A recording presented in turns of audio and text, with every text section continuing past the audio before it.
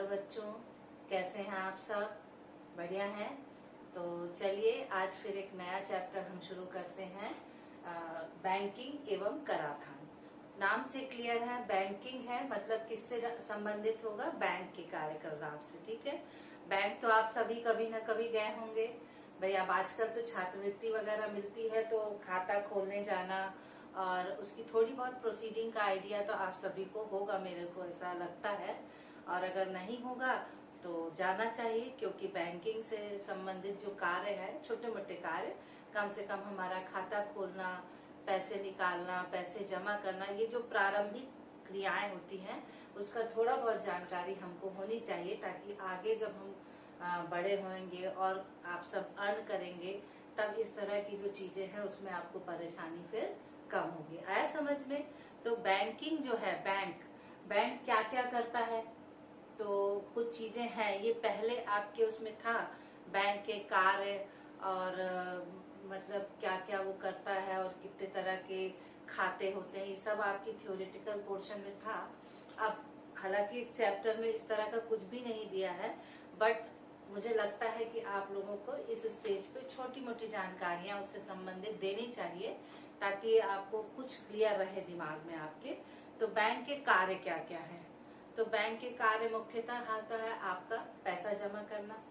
Bank से आप पैसा निकाल सकते हैं, फिर बहुत से लोन ले सकते हैं आप। कौन से लोन ले सकते हैं? पर्सनल लोन है, मकान के लिए, गाड़ी के लिए और पढ़ाई के लिए, और ये सारे लोन आप ले सकते हैं। और एक जो महत्वपूर्ण होता है वो विनिमय होता है, मतलब जो आपका, जैसे आप विदेश घूमने जाते हैं तो विदेश जब जाते हैं तो हमको क्या लगता है? वहाँ की करेंसी लगती। इतना तो आपको पता होगा, सोशल स्टडीज में आपको पढ़ाया है कि हर देश की अपनी एक मुद्रा होती है। जैसे भारत की क्या है? रुपया है ना। उसी तरह जैसे बांग्लादेश की टका है, जापान की येन है, और डॉलर कहाँ की है? अमेरिका है ना। और जो यूरोपियन कंट्रीज है वहाँ की पाउंड है। इस तरह के अलग अलग देश की जो है अलग अलग करेंसीज हैं। तो जब हम वहां घूमने जाएंगे, या ऐसा सोच लीजिए कि कोई अगर अमेरिका का आदमी भारत आता है और आपसे कोई चीज खरीदता है तो वो डॉलर देगा, तो डॉलर आप लेंगे क्या? नहीं लेंगे। तो वो क्या करता है, वहां के बैंक से डॉलर जमा करता है और उसी रेशो में पैसा वहां से निकालता है। आप लोग पेपर में पढ़ते होंगे या कभी न्यूज में भी सुना होगा आप लोगों ने कि मुद्रा जो रुपया है वो डॉलर के मामले कंपैरिजन में कमजोर पड़ा या रुपया गिरा। तो उसका मतलब ये होता है कि जैसे पहले था, बहुत पहले था, बहुत ज्यादा याद नहीं है मुझे, पर ये एक कंपैरिजन था कि 60 रुपए बराबर $1, है ना। मतलब वो $1 देगा तो आपको 60 रुपए, मतलब यहाँ का आदमी उसको 60 रुपए देगा। और यदि आप अमेरिका जाएंगे तो आप 60 रुपए बैंक को देंगे, तब बैंक आपको क्या देगा? $1 देगा। आया समझ में? तो ये होता है विनिमय या एक्सचेंज, है ना। करेंसी एक्सचेंज जो होता है वो भी एक बहुत महत्वपूर्ण चीज होती है। ठीक है, बैंक के माध्यम से किया जा सकता है करेंसी एक्सचेंज। तो ये कुछ कार्य होते हैं बैंक के द्वारा जो करता है बैंक। इसके अलावा जो है बैंक में खाता खोलते हैं, ठीक है ना। आप खाता खोलने जाते हैं तो आपको ये तो पता होना चाहिए कि आप किस प्रकार का खाता खोल रहे हैं। तो खाते के बहुत सारे प्रकार होते हैं, तो प्रकार को आप सुन लीजिए और एक आध बार रिपीट करके सुनेंगे तो दिमाग में आ भी जाएगा आपके। ठीक, तो खाते कैसे खोलते हैं? अब आप जाएंगे, आप बोलेंगे, जैसे आप लोग छात्रवृत्ति के लिए जाते हैं तो अलग ढंग का एक खाता होता है, इसको जीरो बैलेंस बोलते हैं। हालांकि अब शायद कुछ पैसा लगता है, पर एक समय में उसमें पैसा नहीं लगता था, तो वो जीरो बैलेंस अकाउंट कहलाता। मतलब उसमें से आप पूरा पैसा निकाल लेंगे तो भी आपका खाता बंद नहीं होगा। ठीक, तो ये तो जीरो बैलेंस है जो आप लोग खुलवाते हैं। और जो नॉर्मली सबसे नॉमिनल जो खाता खोला जाता है वो जो बहुत लोग खोलते हैं, हम लोग का भी वही है, और भी बहुत सारे लोग हैं जो ये खाता खोलते हैं, ये बचत खाता है ना, सबसे पहला खाता। तो इसको चलिए मैं लिख भी देती हूँ आपको।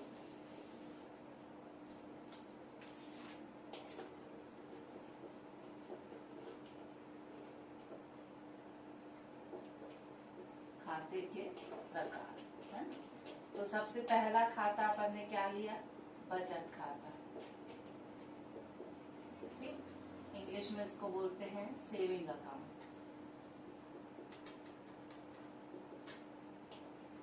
दूसरा क्या होता है? दूसरा होता है आवर्ती बचत खाता। ठीक,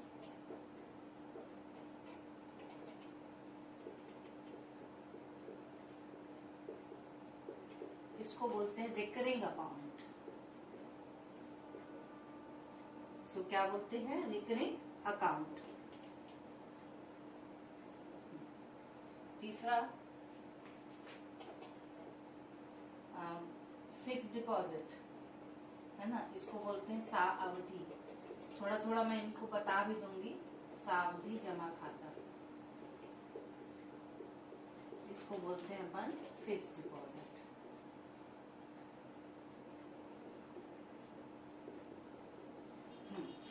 फिर एक होता है करंट अकाउंट। करंट अकाउंट का हिंदी मुझे अभी बिल्कुल स्ट्राइक नहीं कर रहा है, इसको इंग्लिश में ही लिख देते हैं करंट अकाउंट। हिंदी याद आएगा तो मैं आपको बता दूंगी। ठीक है। फिर एक होता है सीनियर सिटीजन। इसको वरिष्ठ नागरिक बोलते हैं। क्या बोलते हैं इसको? हाँ, करंट अकाउंट को बोलते हैं चालू खाता। करंट अकाउंट को क्या बोलते हैं? चालू खाता। चालू खाता है ना, इसको बोलते हैं करंट अकाउंट। और ये होता है वरिष्ठ नागरिक के लिए रहता है। इसको अपन बोलते हैं सीनियर सिटीजन। इसको क्या बोलते हैं? Senior citizen account. ठीक है। और एक जो आपको रहता है, इसको बोलते हैं जीरो बैलेंस।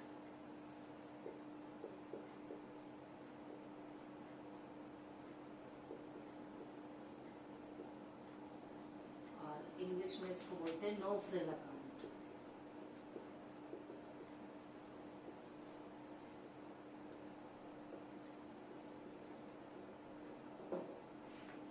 ठीक, तो ये 6 प्रकार के खाते होते हैं।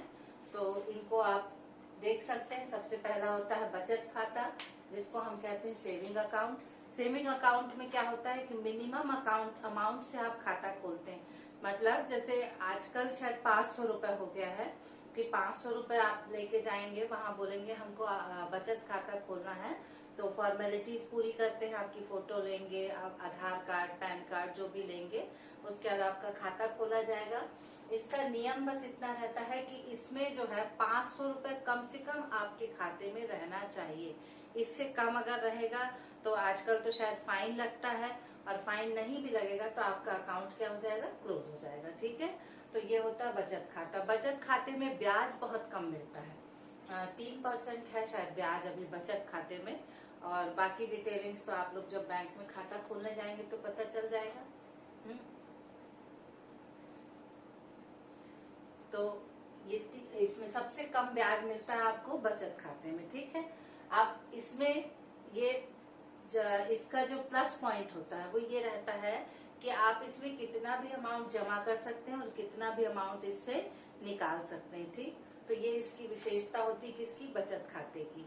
तो इसमें आपका ना जमा करने की कोई लिमिट रहती है, ना इसमें निकालने की कोई लिमिट रहती है। बस ये रहता है कि मिनिमम आपके अकाउंट में 500 रुपए रहना चाहिए। अगर 500 रुपए नहीं है तो खाते को इनवैलिड कर देंगे, है ना।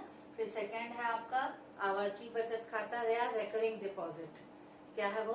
Recurring deposit. आवर्ती बचत खाता जो होता है वो मिडिल क्लास के लोग बहुत ज्यादा यूज करते हैं उसका। और मैं तो आप लोगों को भी सुझाव दूंगी कि आवर्ती बचत खाता जो है इसको हमेशा ध्यान में रखिएगा, और वक्त जब पड़े, जब आप कमाने लगे, तब आप इसमें से कुछ पैसा वहां पर जमा जरूर करिएगा। आवर्ती जमा खाता में क्या होता है, एक निश्चित अमाउंट हम लेते हैं, 100 रुपए, 200 रुपए, 300 रुपए, जो जितना से भी हमको शुरू करना है उस उतना अमाउंट हर महीने हम बैंक में जमा करेंगे, ठीक है। इसमें निकालते नहीं है, सिर्फ जमा करते हैं ना, एक निश्चित अवधि तक। ऐसा नहीं है कि आप जमा करते चले जा रहे हो, निकाल नहीं पाएंगे, तो फिर जमा करने का मतलब क्या है। तो आप जमा करेंगे पर एक निश्चित अवधि के लिए। जैसे इसमें 1 साल से शुरू होता है, 1 साल, 1.5 साल, 2 साल, 3 साल, 5 साल, जितने साल आपको जमा करना है उतने साल आप जमा करेंगे। और फिर जब आखिरी हो जाएगा तो वो पैसा प्लस उसका इंटरेस्ट आपको सरकार देगी, ठीक है, या बैंक देगी, जैसा भी आप समझे उसको। ये होता है आवर्ती जमा खाता। आवर्ती जमा खाता इसलिए मैंने कहा कि मिडिल क्लास के लोग ज्यादा यूज करते हैं, क्योंकि हमारे पास इनकम का साधन कम रहता है, तो हम छोटी छोटी बचत करते हैं। जैसे आवर्ती जमा खाता में आप 100 रुपए का खाता खोल सकते हैं। मान लो आपके यहाँ 2 जन हैं आप लोग, तो 2 जन के नाम से 100 रुपए कर दीजिए, तो वो 100 रुपए आसानी से निकल भी जाता है, आपको पता भी नहीं लगता है। और 1 साल, 1.5 साल, 2 साल, जितने साल आप उसको जमा करना है उसके बाद आप उससे उस पैसे को निकाल सकते हैं। तो वो जो जमा किया पैसा है वो भी आपको मिलेगा, प्लस उसमें जो इंटरेस्ट मिलना है वो भी आपको मिलेगा। आया समझ में। तो ये होता है आवर्ती बचत खाता, ठीक। ये बहुत अच्छा है। और मैं तो हमेशा जब जिस भी साल बच्चों को पढ़ाती हूँ, 10-11 साल हो गया और उसके पहले भी, मैं हमेशा बच्चों को कहती हूँ कि बचत करना एक अच्छी आदत है। और आवर्ती जब बचत खाता जो है उस पे आप खाता खोल सकते हैं, ठीक है ना। तो मैं कोई बैंक एम्प्लॉय नहीं हूँ, ना मैं आपको मोटिवेट कर रही हूँ, बस मैं ये चाहती हूँ कि आप में बचत की जो एक प्रवृत्ति है वो डेवलप हो। तो छोटी छोटी जब बचत करते हैं अपन, और फिर जब वो बड़ा बचत पैसा होकर आपको मिलता है, तो हमको अंदर से बहुत खुशी होती है और बहुत एक फीलिंग जो आती है कि अरे हमने ये पैसा बचाया। और कम उम्र में करते हैं तो और बहुत अच्छा लगता है। बाद में तो आपकी जिम्मेदारियां बढ़ती हैं, तो जिम्मेदारियों के चलते करते हैं ना। तो ये चीज आपको फायदा देती है। एक दूसरी बात यह है कि जो आवर्ती जमा खाता है इस पे आधारित न्यूमेरिकल्स हमको एक्सरसाइज में करने हैं, इसलिए आपको ये भी पता होना चाहिए कि आवर्ती जमा खाता में प्रति माह पैसा जमा किया जाता है। तो ये होता है आवर्ती जमा खाता, ठीक है। और बीच में भी निकाल सकते हैं, तो वो अभी हमको उसकी जानकारी की जरूरत नहीं है, क्योंकि हमको सिर्फ ये पता करना है कि आवर्ती बचत खाता होता क्या है और उसमें कैसे जमा किया जाता है। तो हर महीने, जैसे मान लो आपने 5 तारीख को खाता खोला, तो हर महीने की 5 तारीख को आपको उतना पैसा उस अकाउंट में डालना रहता है, ठीक है।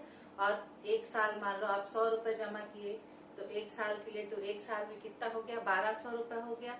फिर 1200 में जो भी ब्याज आपको मिलना है वो जुड़कर आपको वो पैसा आप मिल जाएगा, ठीक है। तो 100 रुपए जमा करना तो बड़ी बात नहीं है, वो तो आप आराम से कर सकते हैं। पर जब वो इकट्ठा होकर थोड़ा सा बड़ा अमाउंट होकर मिलता है, तो वो एक बहुत अच्छी फीलिंग होती है। कभी मौका मिले तो करके देखिएगा, अच्छा लगेगा, है ना। तीसरा है आपका सावधि जमा खाता। तो सावधि जमा खाता में देखो, नाम से क्लियर है, सावधि मतलब एक निश्चित अवधि के लिए जब हम अपने पैसे को जमा करते हैं तो वो कहलाता है सावधि जमा खाता। इसको फिक्स डिपॉजिट कहते हैं। आजकल तो इंग्लिश के नाम जल्दी क्लियर होते हैं बच्चों को, तो फिक्स डिपॉजिट नाम सुना होगा आप लोगों ने। इसमें क्या होता है, ये बड़ी रकम के लिए रहता है। जैसे अब मान लीजिए गवर्नमेंट एम्प्लॉयज हैं, सेंट्रल गवर्नमेंट में बहुत ज्यादा बोनस मिलता है, और या आपके यहाँ भी आप लोग किसान हैं, तो जब फसल धान बिकता है तो एक लंबा अमाउंट आता है घर में, तो पैसे तो ऐसा है कि जितने आएंगे उतने खर्च हो जाएंगे, है ना। तो कुछ पैसा आप सेविंग के प्रोस्पेक्ट से जमा करते हैं।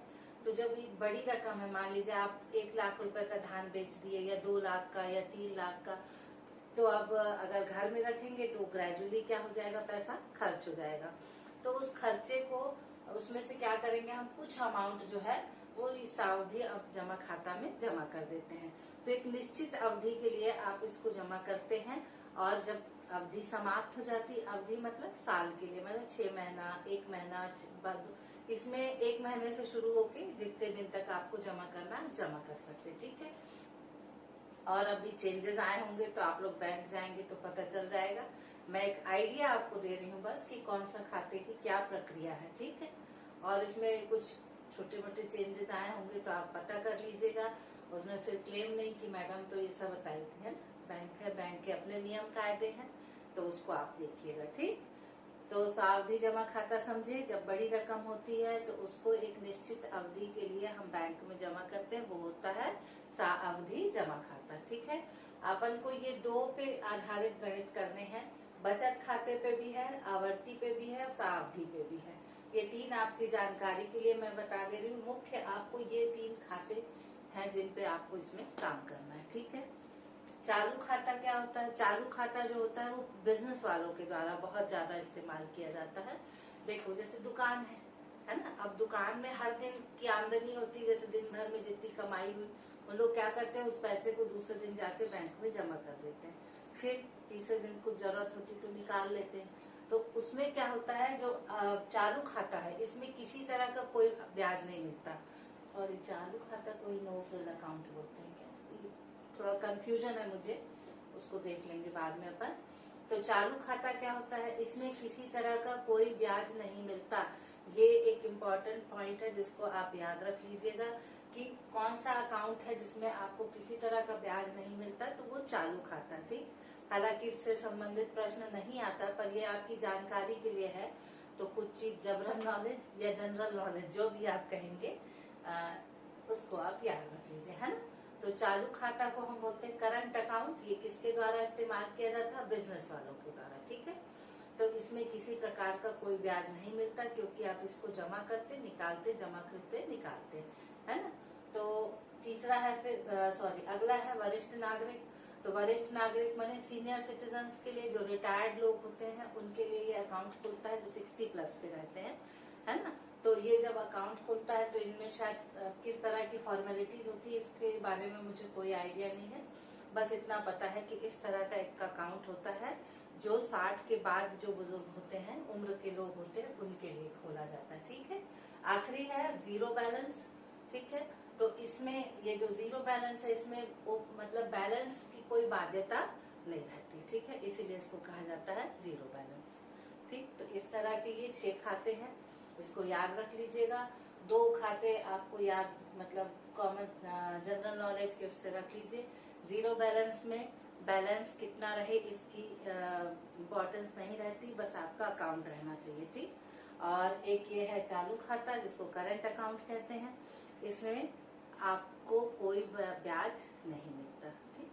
फिर बाकी तो मैंने बता दिया है। तो इन 6 में से आपको 3 खातों पे न्यूमेरिकल्स आएंगे, बचत खाते पे, आवर्ती बचत खाते पे और सावधि जमा खाते पे, ठीक है। तो ये 3 पे अपने को काम करना है, ठीक। आया समझ में? अच्छा, और प्राइमरी क्लासेस में आप लोगों ने 2 तरह का ब्याज की गणना पढ़ी होगी। एक पढ़े होंगे कौन सा 2 तरह का ब्याज था ना, साधारण ब्याज और चक्रवृद्धि ब्याज, पढ़े थे ना। तो सावधि जमा खाता में चक्रवृद्धि ब्याज लगता है और बचत खाता में आपका सेविंग क्या बोलेंगे अपन, साधारण ब्याज लगता है, ठीक है। ये 2 चीज है। और आवर्ती जमा खाता का भी सूत्र है। तो 3 खाते हैं, 3 सूत्र हैं और उन्हीं पे आधारित आपकी प्रश्नावली है, ठीक है। तो आप पहली प्रश्नावली पे आते हैं, प्रश्न करेंगे तो अपन को सोल्यूशन भी समझ में आता जाएगा। आवर्ती जमा खाता है ना, इसका सूत्र हम निकालेंगे। तो देखिए सूत्र जो होता है वो साधारण ब्याज का ही मिलता जुलता सूत्र है, थोड़ा सा याद रखिएगा। इसमें देखो अपन सीख लेते हैं पहले। साधारण ब्याज के लिए सूत्र क्या था, आपको याद होगा तो। साधारण ब्याज का क्या होता है बताओ सूत्र? मूलधन क्या होता है, दर गुणित समय बटे 100, यही है ना, यही है उसका सूत्र। क्या है बताओ? मूलधन गुणित दर गुणित समय बटे 100। अब देखो मूलधन और समय तो ठीक है, सॉरी दर, मूलधन और दर में कोई दिक्कत नहीं। यहाँ पे दिक्कत कहाँ पे आएगी? समय पे, ठीक है। सबसे पहली चीज जो है, आवर्ती जमा खाता में समय की जो गणना है वो माह में होती है। किसमें होती है? मासिक। क्योंकि देखो हम कैसा जमा करते हैं, हर महीना जमा कर रहे हैं ना पैसा, कोई साल में तो जमा हम नहीं कर रहे हैं, इसलिए आवर्ती जमा खाता में जो समय की गणना है वो मंथली होती है, ठीक है। और उसको क्या करते हैं, उसका सूत्र होता है ये तो वही रहेगा, मूलधन गुणित दर बटे 100। ये इतना हिस्सा तो सेम रहेगा। कहाँ पे दिक्कत आएगी आपको? समय पे। कहाँ पे दिक्कत आएगी? समय पे। तो समय चूंकि हमको क्या करना पड़ता है, किसमें चेंज करते हैं हम? माह में, है ना। तो ये होता है 1/12। 12 माह का 1 साल होता है, तो 1 माह का 1/12। और यहाँ रहता n गुणित n+1/2। ये है इसका सूत्र। ठीक, अब इसकी सूत्र का डेरिवेशन तो आपके लिए इतना महत्वपूर्ण नहीं है, होता तो मैं निश्चित रूप से बता देती आपको। देखो, मूलधन गुणित दर तो ठीक है, कोई दिक्कत नहीं है, बटे 100 भी ठीक है। अब बचा गया समय। समय को ऐसे याद रखिए, हमको किस में डिवाइड करना है? 12 महीनों में, तो 1/12 भाग देना 12 महीनों में, तो 1/12। और ये n इंटू n+1/2, जहाँ n क्या है? माह की संख्या। n क्या है?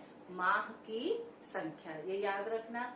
और अगर चिन्ह के रूप में याद रखेंगे तो ऐसा याद रखते हैं, p इंटू आर इंटू, यहाँ से लेंगे n+1, ये हो गया 12 इंटू 2 ले सकते हो, और इसको p इंटू r/100 ऐसा भी लिख सकते हो। जैसा आप चाहे इस सूत्र को वैसा लिख सकते हैं।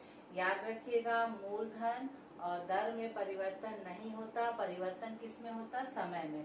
समय में कैसा परिवर्तन होता है? हमको इसको किस में बांटना रहता है? मंथ में, माह में। माह क्या होते हैं? 12 माह होते हैं, 1 साल में 12 माह। ठीक है, और ये होता माह की संख्या, माह की संख्या प्लस 1/2। ठीक है, तो ये याद रखना आप लोग।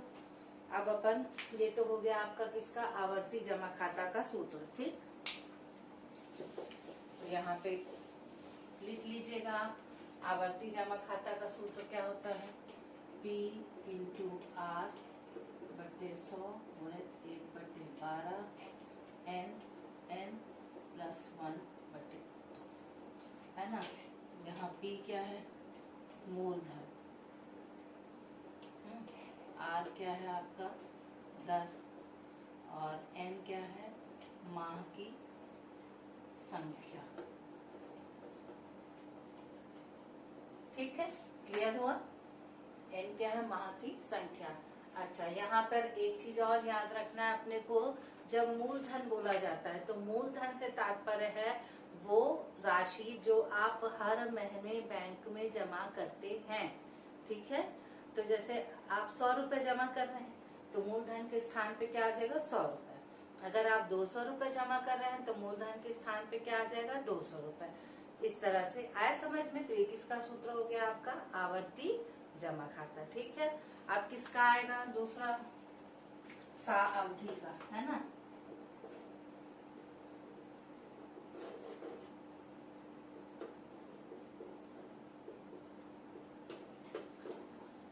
तो इसमें आपको याद होगा, अभी मैंने बताया था चक्रवृद्धि ब्याज लगता है, तो उसमें है ना मिश्र धन या अमाउंट ए लिखते हैं, और ये P1 + R/100 to the power T या N, जो भी लिख दो, है ना। ये सूत्र आपके बुक में R और N स्मॉल दिया है, तो इसको अपन वैसे ही कर लेते हैं, R और ये कर देंगे N। ठीक है, क्लियर हुआ? ये 2 सूत्र है ना। अच्छा, कुछ चीजें आवर्ती जमा खाता में जब आप ब्याज मतलब कितना पैसा मिलेगा की गणना करेंगे, तो उसमें इस वाले सूत्र से तो ब्याज आ जाएगा, पर 100 रुपए तो वो हर महीने जमा कर रहा है, तो 100 रुपए मान लो 1 साल के लिए जमा कर रहा है, तो कितना हो जाएगा? 1200। तो वो चीज जो है बच्चे भूल जाते हैं। चलो अपन जब गणित करेंगे तो मैं बता दूंगी उसमें, और सावधि जमा खाता का भी जब गणित आएगा तो बता दूंगी। और सावधि जमा खाता में कुछ चीजें जो है वो याद रखने के लिए है, तो जब गणित आएगा उस समय मैं आप उसको एक्सप्लेन कर दूंगी। ठीक, तो चलिए अपन प्रश्नावली 1 के गणित करते हैं। तो पहला प्रश्न आप अपनी बुक खोल लीजिए, उससे देख लेंगे। करीम भारतीय स्टेट बैंक में 150 रुपए प्रति माह की दर से 2 वर्ष तक आवर्ती जमा खाता में निवेश करता है। यदि ब्याज की दर 5% वार्षिक हो तो उसे 2 वर्ष बाद कितनी धनराशि बैंक द्वारा भुगतान की जाएगी। प्रश्न मैं एक बार फिर से पढ़ देती हूँ। करीम भारतीय स्टेट बैंक में 150 रुपए प्रति माह कितने जमा कर रहा है हर महीने? 150 रुपए। ठीक है, कितने दिन के लिए? 2 वर्ष तक आवर्ती जमा खाता में कर रहा है। ठीक है, ब्याज का दर 5% वार्षिक हो तो उसे 2 वर्ष बाद कितनी धनराशि बैंक द्वारा भुगतान की जाएगी, ये आपको निकालना है। ठीक है, अब प्रश्न दिया है, अब अपन इसका सॉल्यूशन देख लेते हैं। है ना, तो प्रति माह कितनी राशि जमा कर रहा है? प्रति माह जमा की गई राशि कितनी है बताओ? 150 रुपए, ये उसकी प्रति माह है ना। तो ये जो प्रति माह जमा करता है राशि, यही उसका क्या है? मूलधन। ये क्या है? उसका मूलधन। ठीक है, तो आप यहाँ लिख सकते हैं मूलधन अभी के लिए, है ना, कितना है? 150 रुपए। ठीक, अब कितने परसेंट ब्याज की दर कितना है? 5%। और समय कितना दिया है? 2 वर्ष, ये दिया है आपको। ठीक है, अब यहाँ पे ध्यान देना है आपको 2 वर्ष पे। किस पे ध्यान देना है? 2 वर्ष पे। अब 2 वर्ष दिया है, मैंने क्या बताया था, चूंकि प्रति माह जमा करते हैं तो इसकी जो गणना होती है वो मासिक होती है। ठीक, तो अब 2 वर्ष में कितने महीने होते हैं बताओ? 1 वर्ष में 12 माह, तो 2 वर्ष में 12 दूनी 24। आप चाहो तो जबकि जमा के भी लगा सकते हो, और या 1 ईयर इक्वल टू 12 महीने, इसलिए 2 वर्ष बराबर 12 गुणे 2 मंथ, है ना। तो ये कितना आ जाएगा? 12 दूनी 24। तो समय कितना आ गया आपका? 24। ठीक है, तो यहाँ देखो मूलधन मतलब ये हो गया आपका P, रेट मतलब ये हो गया R, और समय क्या है? ये आपका N है। तो यहाँ पे N कितना निकला है? देखो 24। N बराबर क्या निकला है? 24। क्लियर हुआ? यहाँ पे लिख सकते हो N बराबर 24 मंथ। ठीक, अब अपन सूत्र में डालें। सूत्र आपका क्या है? देखो, ब्याज मतलब I निकालेंगे, है ना। I बराबर है आपका मूलधन गुणित दर बटे 100 गुणित 1/12, है ना, n प्लस 1 बटे 2। ठीक, आ रहा समझ में? अब इसमें अपन मान रखेंगे तो मूलधन कितना है? देखो बताया था मैंने, जो मासिक जमा होता है वही उसका मूलधन होता है। ठीक है, तो यहाँ पे हो जाएगा 150 रुपए। दर कितना है? 5%, तो ये हो गया 5/100 गुणित 1/12, ये हो गया आपका 24 प्लस 1/2। ठीक है, यहाँ पे कोई चिन्ह नहीं, मतलब गुणा का चिन्ह है। ठीक है, कटेगा 2 एकम 2, और ये 12 दूनी 24। यहाँ से काट दो, 0 और 0 कट जाएगा, 5 दूनी 10। ठीक, अब ये हो जाएगा 15, और गुणित ये 1 लिख लेंगे, ये गुणित 12, 24 और 1 25। कोष्टक खोल दें अपन। नीचे क्या है? देखो यहाँ पे 2 गुणित, यहाँ क्या बचा? 12। आ रहा समझ में? गुणा गुणा चिन्ह है ना, तो ऊपर वालों का अलग गुणा करेंगे, नीचे का अलग से, है ना, इस तरह से। अब 12 और 12 कट जाएगा, 15 गुणित 25 कितना आएगा? देखो 15 70, 7, 15 दूनी 30 और 7 37/2 आया ये। अभी कितना ब्याज मिला? देखो भाग दे के देख लो, 2 एकम 2, 2 अट्ठे 16, 187 रुपए 50 पैसे, ये तो मिल गया उसको ब्याज। ठीक है, अब उसने 150 रुपए जमा किया था, तो ये कितने दिन के लिए किया था? 2 साल के लिए। तो आप इसको करना करेंगे अपन, भाई उसका अपना पैसा भी तो मिलेगा, ये तो उसको ब्याज मिल रहा है। ठीक, तो उसको दी जाने वाली राशि की जब गणना हम करेंगे तो उसमें वो पैसा भी शामिल होगा जो उसने बैंक को जमा करके दिया है। आ रहा समझ में? तो जमा की गई राशि कितनी हो जाएगी? जमा की गई राशि कितनी होगी? 150 रुपए जमा किया है। कितने महीने जमा किया है? 24 महीने। ठीक है, तो कितना हो जाएगा देखो, यहाँ रख लो, शून्य हो गया, 15 चौको 60, 6 हुआ, 15 दूनी 336, कितना हो गया? 3600 रुपए। ये 3600 रुपए तो उसने जमा किए हैं, ब्याज उसको क्या मिला? 187 रुपए 50 पैसा। ठीक है, तो कुल राशि प्राप्त, कुल राशि प्राप्त कितनी हो जाएगी आपकी? 3600 प्लस 187 रुपए 50 पैसे। कितना हो जाएगा? जोड़ लो। 3787.50 रुपीज। ये करीम को जो राशि मिली वो इतनी है। कितनी? 3787 रुपए 50 पैसे। ठीक है, आपको ऐसा लगेगा कि अरे ये तो इतना सा अमाउंट है। ऐसा नहीं होता बेटा, है ना। जब आप अभी तो ये इसमें दिया, बैंक के अपने नियम कायदे होते हैं, उसमें ब्याज थोड़ा ज्यादा रहता है, इसमें थोड़ा कम कम दिखा रहा है। ठीक, तो जमा करना चाहिए। और उम्मीद है समझ में आया होगा। क्या है इसमें, कोई दिक्कत वाली बात नहीं है। हमको प्रति माह जमा करी वाली राशि कितनी है उसकी? 150 रुपए। तो वही उसका होगा मूलधन। दर है आपका 5%, उसको निरूपित करेंगे आर से। समय है 2 वर्ष का। 2 वर्ष का मतलब 1 वर्ष में कितने माह हुए? 12 माह। तो 2 वर्ष में कितने हो जाएंगे? 24 माह। ठीक है, इसको निरूपित करेंगे एन। ठीक, अब अपन सूत्र लगाएंगे। सूत्र में क्या है देखो, इंटरेस्ट है मूलधन गुणित दर बटे 100 गुणित 1/12। ये सूत्र है, इसको यहाँ रख देंगे। सूत्र में हम क्या रख देंगे? इसका मान रखेंगे। मान रख के अपन हल करेंगे। हल करेंगे तो जो निकलेगा वो क्या निकलेगा? ब्याज।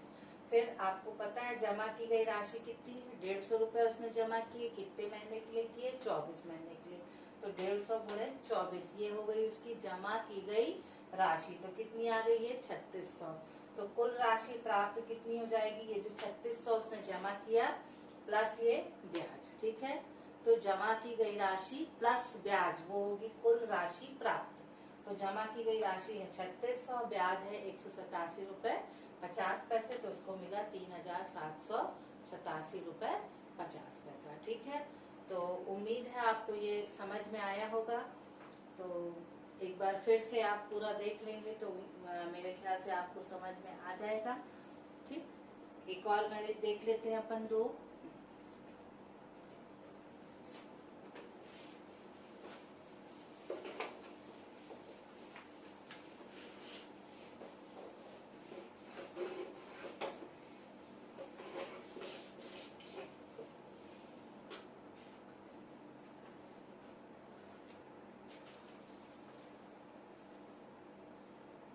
क्वेश्चन नंबर 2 देख लीजिए।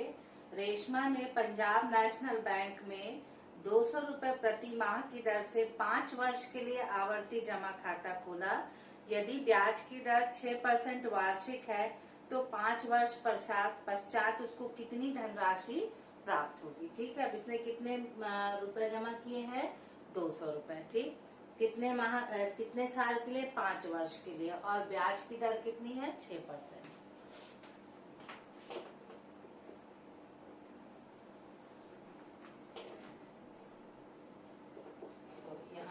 अपन प्रति माह जमा की गई राशि कितनी है वो देखो, 200 रुपए। ठीक है, अच्छा अब ब्याज की दर कितनी है? 6%। ठीक, अब ये जो 200 है उसको P, ब्याज की दर है उसको R, है ना। और समय कितना दिया है? 5 वर्ष। 5 वर्ष है। अभी अपन पहले किए 1 वर्ष मतलब 12 महीना, तो 5 वर्ष कितना होगा? सब देख लो, 1 वर्ष बराबर 12 महीने। ठीक है, इसलिए 5 वर्ष बराबर 12 गुणित 5। ठीक, तो 12 पंचे कितना हो गया 60 महीने। कितना हो गया 60 महीने। तो ये n समय बराबर n बराबर ये कितना हो गया 60। ये हो गया। ये इतना आप लिख लोगे, प्रश्न पढ़कर इतना तो लिख सकते हो मेरे ख्याल से। तो देखो गणित में स्टेप मार्किंग होती है, तो अगर आप इतना भी लिखेंगे तो आपको एक आध नंबर वहां पर मिल जाएगा, क्योंकि टीचर को ये समझ में आएगा कि कम से कम आप प्रश्न पढ़कर इतना तो निकाल सके। ठीक है, अब इसके बाद आता है सूत्र। तो I बराबर P इंटू आर बटे 100 गुणित 1/12 n प्लस 1 बटे 2। ये हो गया आपका सूत्र। अब सूत्र में हम क्या डालेंगे, मान डालेंगे। तो ये हो गया आपका I बराबर P कितना दिया देखो 200, ब्याज की दर कितनी है 6 बटे 100 गुणित 112, n कितना है आपका 60 है, और ये 60 प्लस 1 बटे 2। ठीक, अब अपन करेंगे I बराबर, ये तो कट जाएगा है ना, तो 2 गुणित 6 गुणित 1/12, यहाँ पे 1 है ना, और यहाँ पे आएगा 60 और 1 61 बटे 2। ठीक, काटो यहाँ से 6 दूनी 12 2 एकम 2, ये तो कट गया। यहाँ से काटेंगे तो 2 तिया 6 हो गया। अब ब्याज कितना I बराबर हो गया 30 गुणित 61, कितना आ गया देखो 0 3 एकम 3 3 छन 18, कितना ब्याज मिल गया आपको 1830 रुपए। कितना ब्याज मिला 1830 रुपए। ठीक है, अब जमा की गई राशि, तो जमा की गई राशि कितनी है भाई, कितनी राशि है 200 रुपए पर मंथ।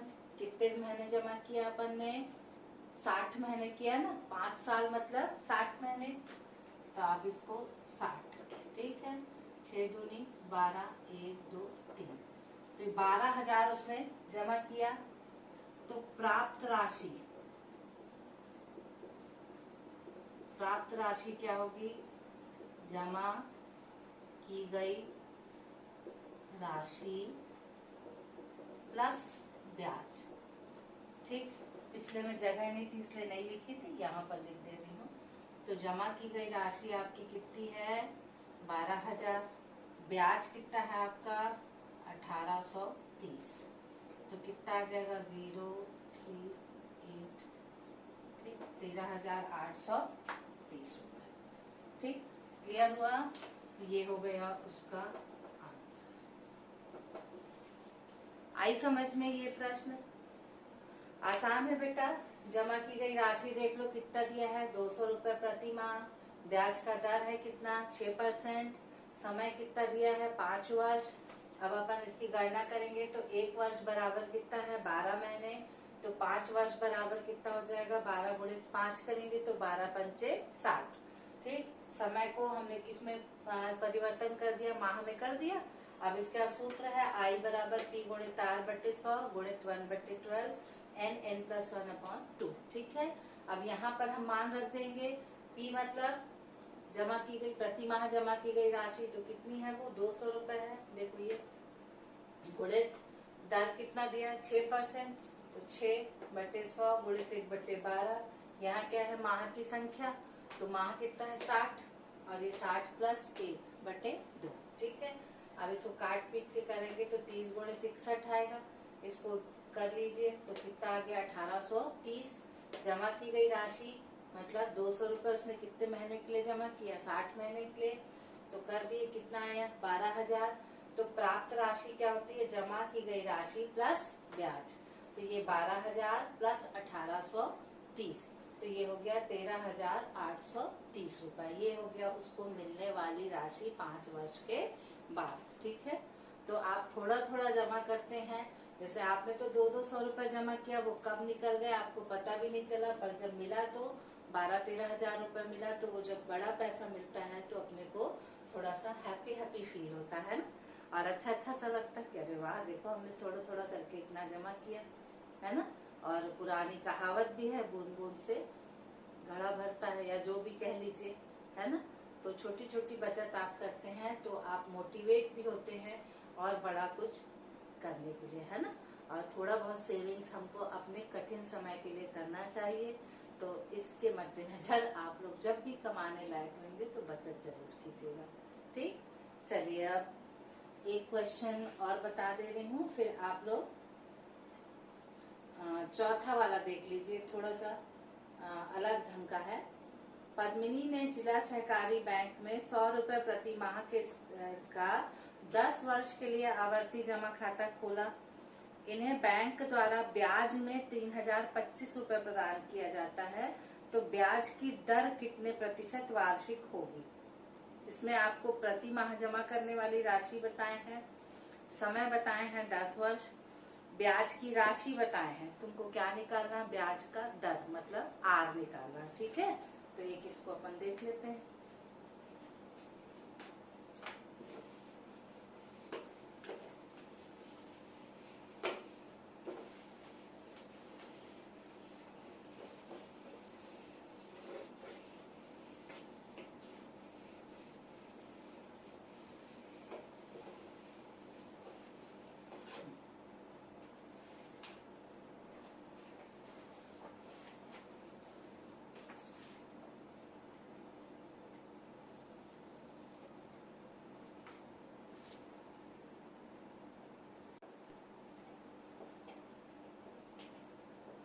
चलिए, प्रति माह जमा की जाने वाली राशि, जमा की गई राशि, कितना जमा किया उसने, बताओ भाई, 100 रुपए।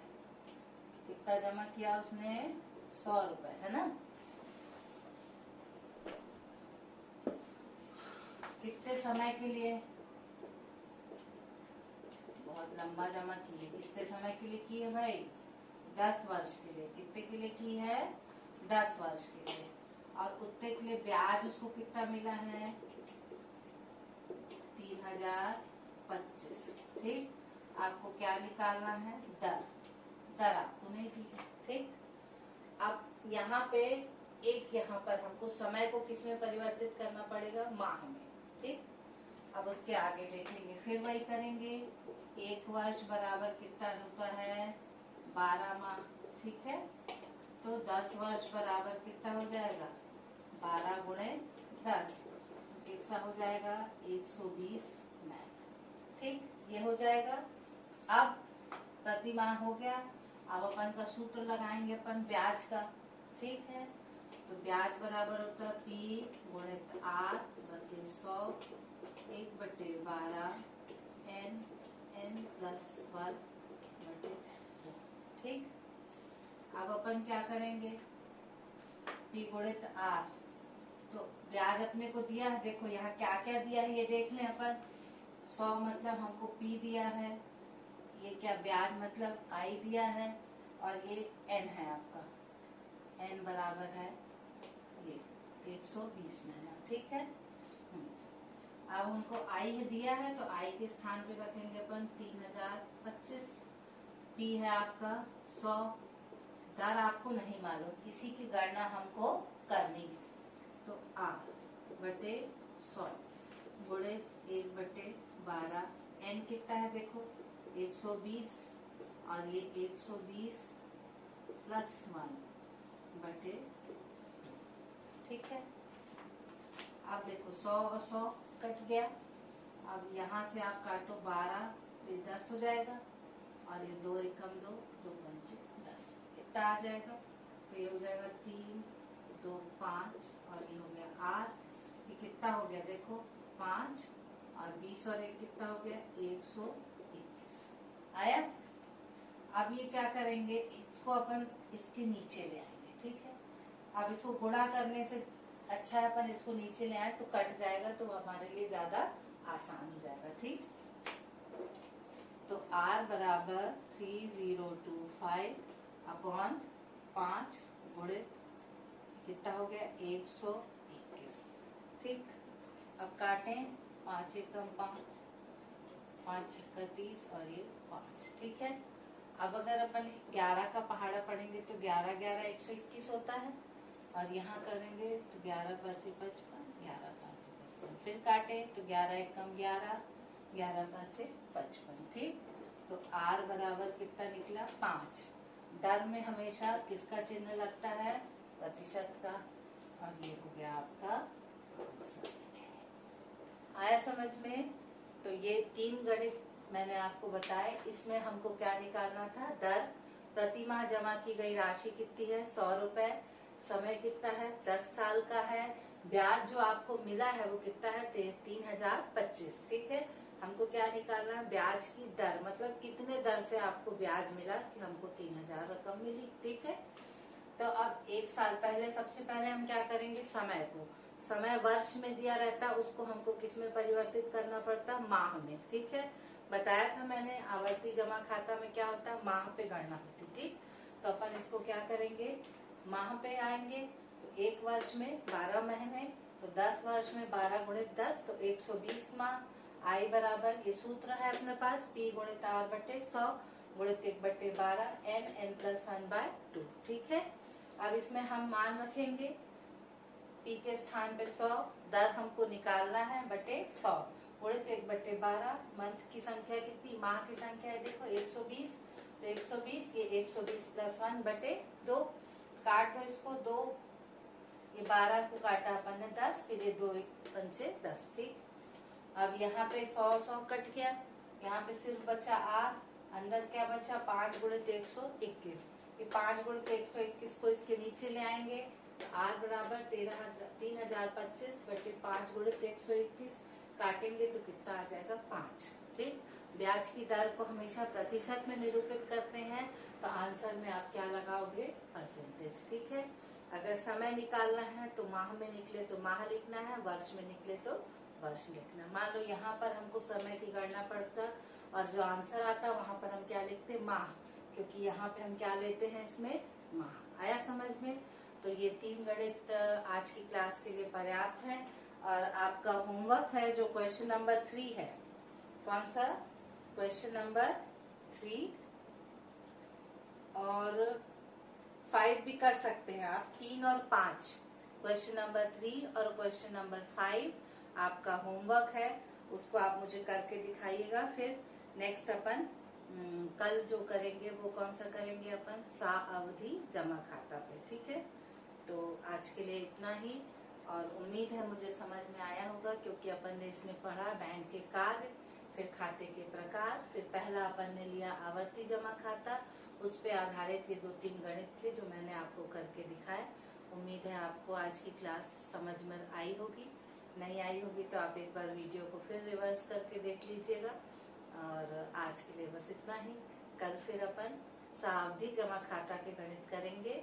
होमवर्क जरूर करना है आपको, और अपनी पढ़ाई को सीरियसली लेना चालू करना है। ठीक है, तो that's all for today, thank you, bye.